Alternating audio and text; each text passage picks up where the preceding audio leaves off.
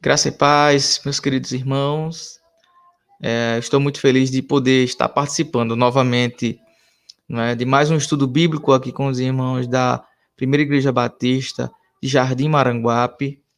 Estou fazendo esse vídeo a pedido do nosso irmão Rafael, entrou em contato conosco para que a gente pudesse trazer mais um estudo da Palavra de Deus para os irmãos. Então nós vamos hoje continuar na carta de 2 Tessalonicenses, vamos para o capítulo 3, e são 18 versículos, irmãos, mas a medida de assuntos em que esses 18 versículos abordam, nós vamos abordar do versículo 1 ao 5 apenas, para que nós possamos aprender dentro de cada assunto determinado da carta. Então, dentro do versículo 1 ao 5, Paulo trata de um assunto, do versículo 5 em diante, ele já trata de outros assuntos. Então, nós vamos aí se ater aos 5 primeiros versículos e futuramente aí os irmãos vão estar vendo a continuidade desse capítulo.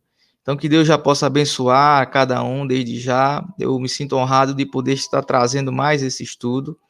E o meu desejo é que o Senhor Jesus ele possa nos edificar em sua palavra, trazer mais entendimento para cada um de nós.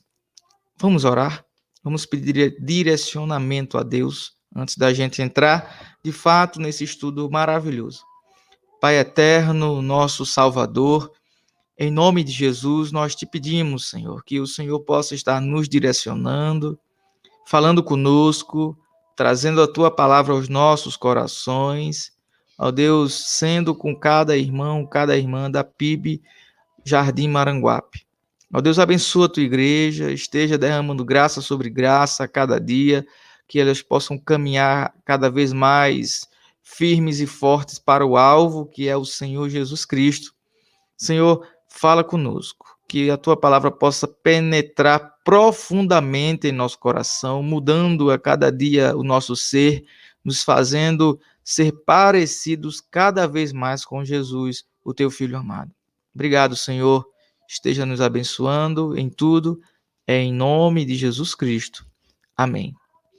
Meus queridos, nós vamos estudar 2 Tessalonicenses, capítulo 3, como eu havia falado, versículos 1 ao 5.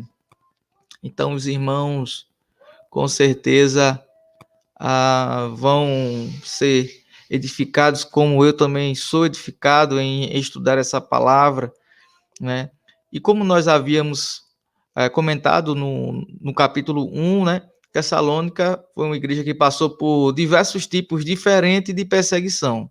Tessalônica passou por tanto perseguição física, né? Quando Paulo chega lá em Tessalônica, lá no livro de Atos, a gente vê uma perseguição física ferrenha em que Paulo tem que se esconder na casa de um dos discípulos de lá e tem que fugir para não ser apedrejado. Nós vemos também perseguição na igreja de Tessalônica a nível de teologia. Muitas pessoas pregavam, ensinavam, muitos falsos profetas ensinavam que Jesus já havia voltado e que a igreja tinha ficado. Então, que Jesus não ia voltar mais. Muitos falsos profetas tinham esse ensinamento e levavam esse ensinamento para a igreja de Tessalônica. Inclusive, alguns deles mandavam até recados para a igreja, cartas para a igreja, dizendo ser o apóstolo Paulo, tentando usurpar ali as palavras, tentando colocar palavras como se fosse Paulo. Então, a igreja de Tessalônica passou por muitos momentos difíceis, muitas perseguições, muitas tribulações, e Paulo tem um carinho, um zelo muito grande por essa igreja, por ser uma igreja que, mesmo passando por tudo isso, é uma igreja que se mantém firme, uma igreja que se mantém fiel às palavras do Senhor Jesus Cristo e às palavras também do apóstolo Paulo, ao qual é o imitador de Jesus. Então, nós hoje vamos continuar, nesse mesmo caminho, falando da igreja de Tessalônica e analisando os 5 primeiros versículos do capítulo 3. Vamos começar aqui, meus irmãos, pelo primeiro versículo, bem interessante, ó. No demais, irmãos, rogai por nós, para que a palavra do Senhor tenha livre curso e seja glorificada, como também o é em vós. Que o primeiro verso, o apóstolo Paulo, ele pede aos irmãos de Tessalônica, a igreja, aquela igreja local de Tessalônica, que roguem por Paulo, por Timóteo, por Silas, que roguem por todos aqueles que são investidos de autoridade de Deus para que preguem o evangelho, para que a palavra do Senhor tenha um livre curso e que essa palavra seja glorificada. Veja, meus irmãos, que é muito interessante na análise desse primeiro versículo, é interessante a gente colocar que Paulo não pede glórias para si, mas ele pede que a palavra seja glorificada, para que ela tenha livre curso, para que essa palavra alcance as pessoas que necessitam, os incrédulos. Então, a oração que Paulo pede à igreja de Tessalônica é que orem por eles, orem pela liderança da igreja, né? Orem pelos missionários, pelos pastores, pelos presbíteros, pelos mestres, que orem por toda a liderança e para que essa palavra ela seja uma palavra que ela tenha liberdade. Né? Nós sabemos que no primeiro século a palavra de Deus ela não tinha inteira liberdade a ser pregada. Essa palavra ela era extremamente perseguida, né? Muitos imperadores de Roma perseguiram ferrenhamente, mas também os judeus perseguiam ferrenhamente. Antes de institucionalizar de fato, antes de ser colocado de forma decretada a perseguição no Império Romano, os judeus já perseguiam muitos cristãos. E a gente vê também na carta aos Hebreus ali, muitos judeus que se convertem, que são forçados pelos judeus daquela época a voltarem para o judaísmo. Então nós vemos que a perseguição não era só por parte do império, eram também por parte dos judeus, por parte dos religiosos, por parte dos hereges, por parte dos falsos profetas. Todos os lados a igreja passava por perseguição. Por isso que Paulo diz, roguem por nós, orem pelos pastores, porque eles estão na linha de frente, então roguem, orem, né, para que a palavra ela tenha livre curso, para que a palavra de Deus ela consiga chegar até os confins da terra e para que essa palavra seja glorificada, como também essa palavra é glorificada na igreja de Tessalônica. Eles tinham a primazia da palavra. Então, hoje em dia, nós vemos muitas discrepâncias teológicas na igreja, onde as pessoas tiram a primazia da palavra e colocam em outras coisas. A palavra de Deus ela não é a única regra de fé e prática. Então, nós entramos até também, meus irmãos, num dos nossos princípios batistas, não é? Talvez o maior deles, que é a Bíblia Sagrada como o único livro de regra de fé e prática.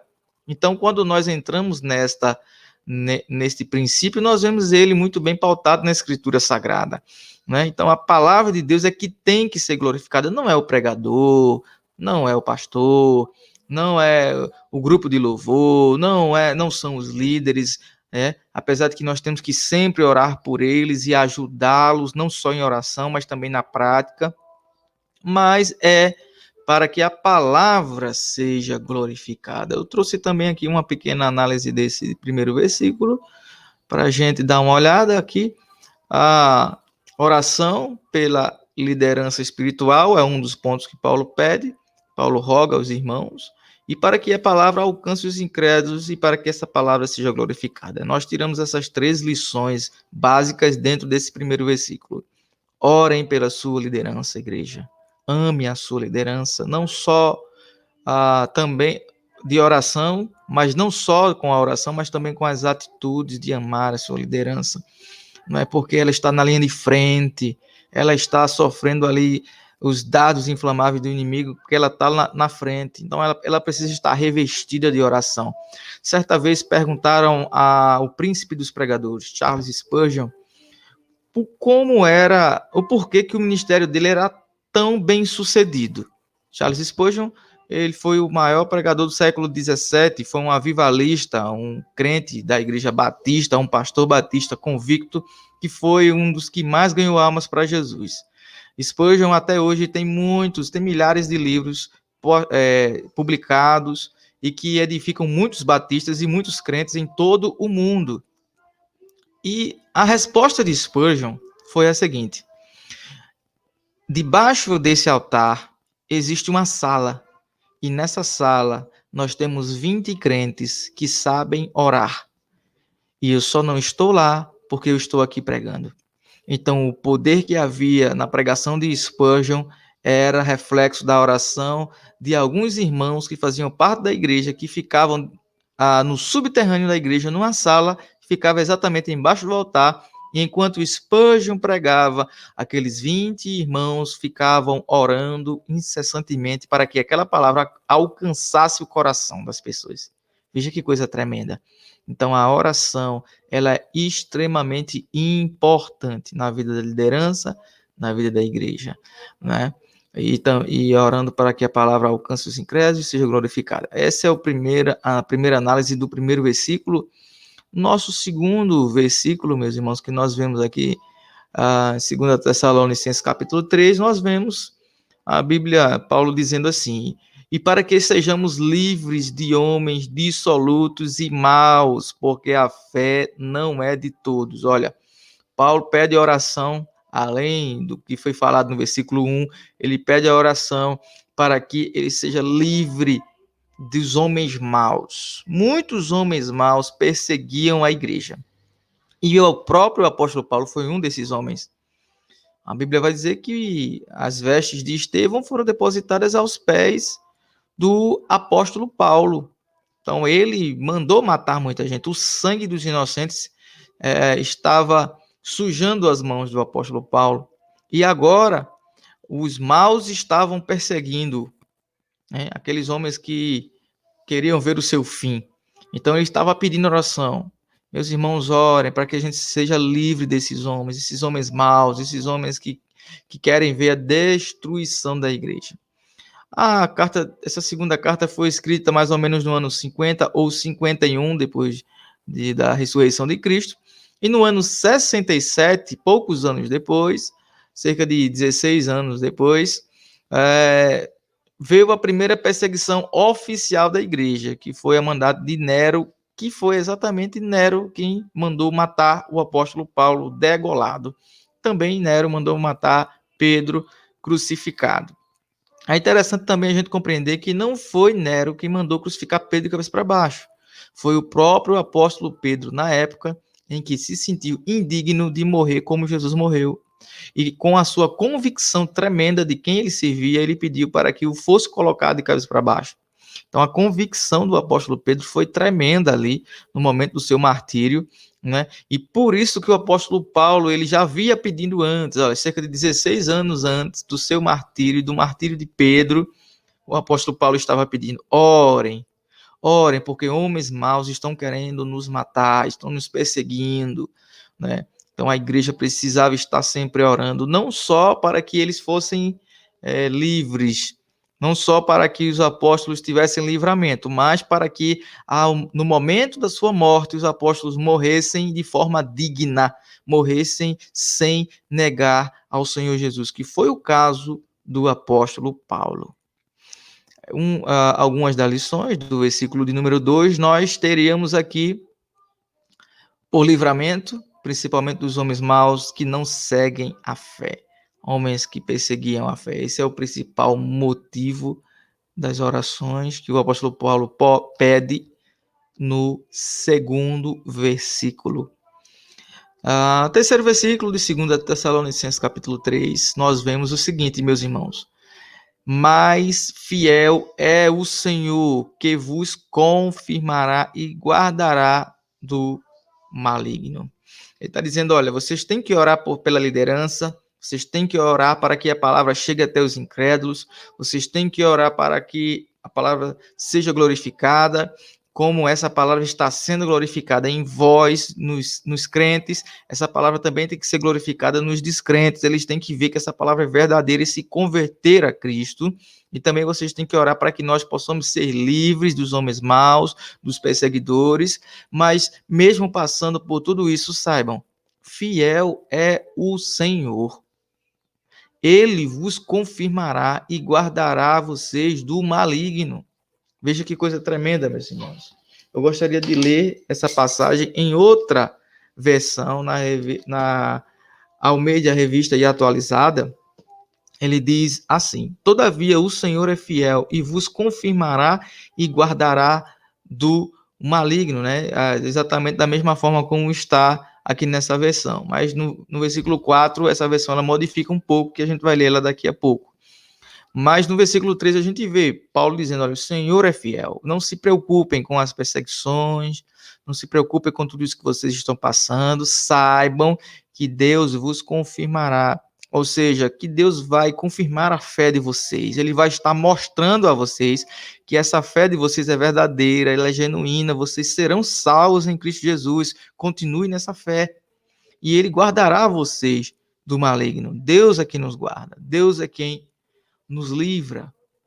Algumas lições do versículo de número 3, nós teríamos aqui Paulo falando, mesmo entre perseguições e tribulações, a vitória da igreja, ela é sempre certa. Por causa de quê?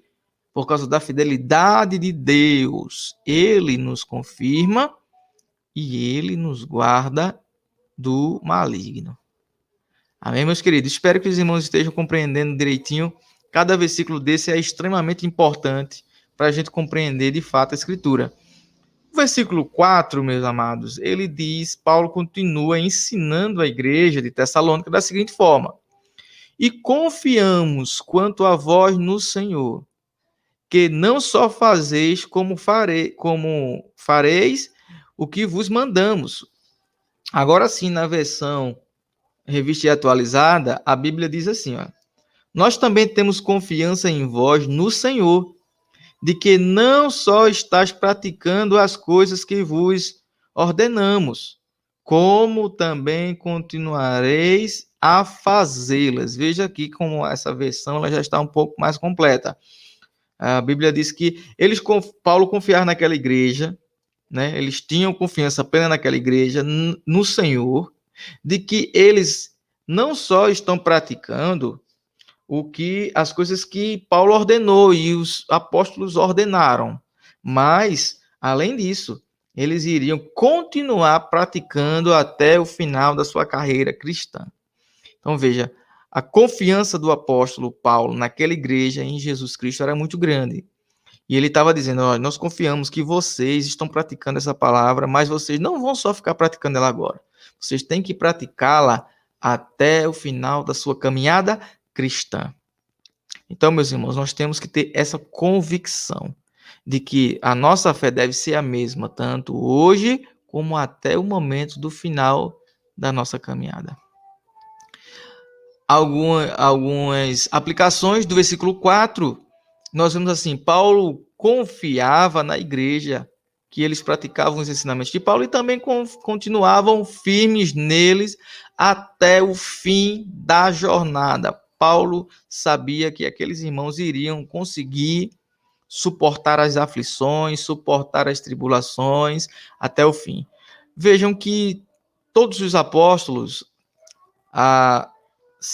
apenas tirando o apóstolo João e Judas, que se matou, né, que se suicidou, todos os apóstolos morreram de mortes terríveis, perseguidos a mandados dos judeus, dos imperadores, dos romanos, a mandados dos hereges, dos incrédulos, dos bárbaros. Todos os apóstolos morreram de formas muito ruins, muito más. Nós vemos Marcos arrastado no cavalo, em terreno pedregoso, teve o corpo totalmente dilacerado, né? A história também vai contar de muitos cristãos que antes viviam na feitiçaria e eles se convertiam, e as mortes desses cristãos eram terríveis. Entre esses cristãos nós temos a história de Cipriano, que é conhecido pela Igreja Católica como São Cipriano, né? Cipriano, ele foi um grande mago, viajou muitas partes do mundo para aprender os rituais, os piores rituais de magia negra já existentes. Ele foi para o Egito, ele foi para a Síria, ele foi para vários países se encontrar com outros magos terríveis, e a história vai dizer que Cipriano ele foi convidado por uma pessoa para fazer um trabalho ao qual essa pessoa queria conquistar uma mulher. Só que essa mulher era cristã. E quando Cipriano vai tentar fazer aquele trabalho para aquela mulher cristã, ele não consegue. E ele tem um encontro com Jesus Cristo. E Cipriano se converte. A partir da conversão de Cipriano, Cipriano se aproxima dessa mulher, pelo fato dela ser cristã, e começa a aprender a fé cristã com essa mulher. E o homem que pede a Cipriano para que ele faça aquele ritual para conquistar aquela mulher, também se converte. E o que é que acontece? Tanto Cipriano como aquela mulher, né, que agora eu não recordo o nome dela, os dois morrem, se eu não me engano, degolados, né? São perseguidos e são mortos. Então, muitos cristãos ali dos primeiros séculos, primeiro, segundo, terceiro, quarto, até o quinto século, que quando foi que cessou ali no final, entre o quinto século, foi quando cessou a perseguição de Roma de fato. Então, nesse período aí, muitos cristãos morriam, não importava, meus irmãos, se eles tivessem cargos altos ou baixos, se eles estivessem na corte real ou não, só pelo fato de ser cristão eles morriam. Então, Paulo ele confiava que a igreja elas iriam praticar os ensinamentos, mas também que ela iria continuar firme até o final, como muitos desses mártires continuaram firmes até o final. Essa era a confiança que o apóstolo Paulo tinha na igreja de Tessalônica. Meus queridos, nós vemos aqui o versículo de número 5, o último versículo que nós vamos estudar hoje. Paulo diz assim: ora, o Senhor encaminhe os vossos corações no amor de Deus e na paciência de Cristo. Ele estava clamando ali, dizendo que o Senhor Jesus é que iria encaminhar os corações de todos aqueles cristãos no amor de Deus e na paciência de Jesus Cristo. Na versão revista e atualizada, esse versículo diz: ora, o Senhor conduz o vosso coração ao amor de Deus e à constância de Cristo. Ou seja, Deus vai encaminhar o coração de vocês, ele vai trazer ao coração de vocês tudo o que é necessário, calma, paciência, tranquilidade para suportar todas essas tribulações, no amor de Deus.